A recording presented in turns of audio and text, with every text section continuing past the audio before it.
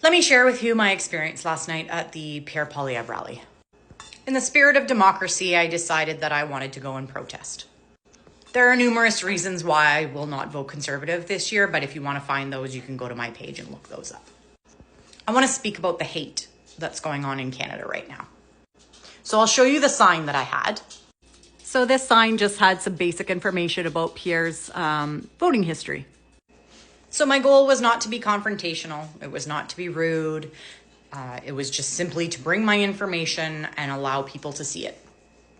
I had a couple other signs, one that said that John A. Macdonald started residential schools, one that said Pierre supports privatizing healthcare, which it's in the Conservative policy that they support, half privatizing, half full. We all know Doug Ford has gone for full privatization and is trying to. So the trend of the Conservative Party is that they want to privatize healthcare, but I put that he supports privatizing healthcare. I was met with more hate than I have ever seen in my entire life. I stood for an hour and a half in the freezing cold for a short while with a friend. Just the two of us. It's all that was there. I stood and I held my signs. When someone came down the sidewalk, I stepped out of the way to allow them to pass, and then I stepped back into the sidewalk to hold up my signs. I had numerous slurs hurled at me, the F word many times.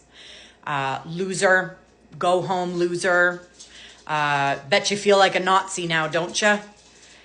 You're a Nazi supporter. Residential schools were created to educate the Indigenous people.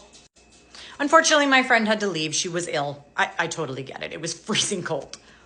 So after everyone was inside, I went back to my car to warm up for a few minutes. And I do have videos posted if you want to go look those up. So I sat and warmed up for a bit. And then when the rally was about to end, I went and stood across the way from where the exit is from the building.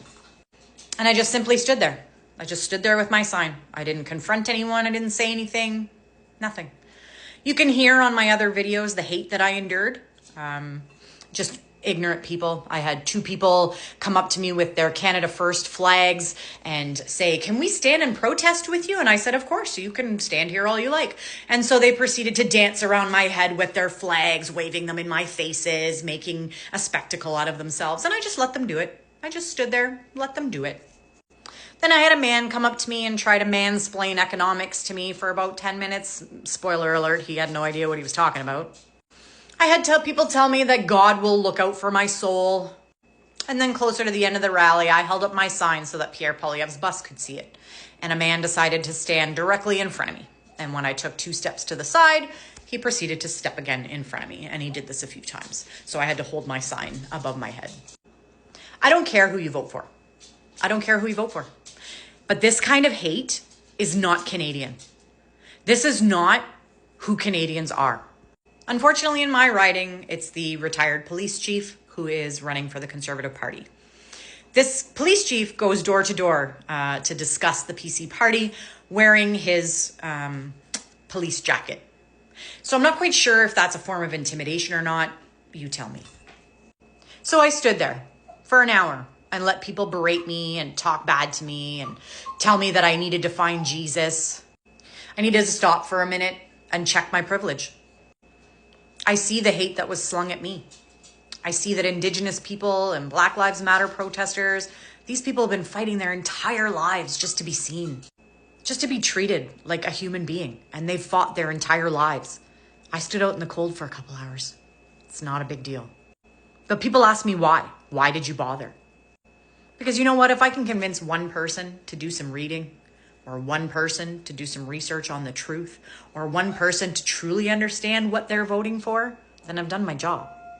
If I can convince one person to change their mind, or maybe think a little, or maybe let other people know that they saw me at this rally protesting, or maybe I can inspire one person, just one person, to stand up to this kind of hate in our country.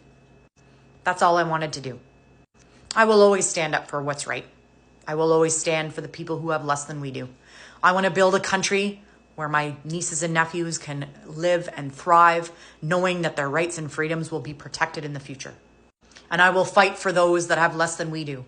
If I got to pay a few more taxes for someone who is disabled, for someone who is senior, for someone who needs child daycare, So be it. Take my taxes.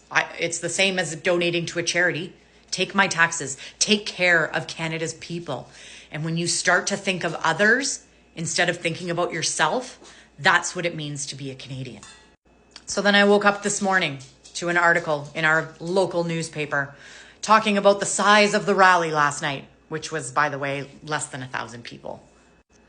And they said how numerous protesters were at the gate, even though there was one, me. So when I tried to, submit a comment to that article, telling them, that's fake news, there wasn't numerous protesters, they deleted the comment. They wouldn't post it. So I wrote a letter to the editor, basically giving them this same sentiment that we need to do better. We need to be kinder to each other. They didn't post it. They won't post it because they believe in the former police chief being the Conservative candidate in this city. I'm tired and I feel defeated right now. At least I did until I woke up this morning to a bunch of people posting in a social group at how proud they were of me for standing up for what I believed in. Now, I don't want to be a martyr and I don't want to be called a hero because that's not what this is about. This is about teaching our children and the people ahead of us that hate is not acceptable in this country. We need to stand together side by side, whether you're Indigenous, whether you're white, whether you're African American, whether you're disabled, whether you're a senior. We all need to stand together side by side, hand in hand, and spread your light, because we need to show that Canada's light is much brighter than its dark. If you want to verify some of it, I have videos, posted on my timeline. You can go and take a look at some of the videos. I didn't get everything on video, but I did get some of it. I just think we need to do better. Do better, Canada. Do better by your neighbor. Do better by your friends. Do better by the people who have less than we do. That's what we need right now, not hate and division. Elbows up, Canada.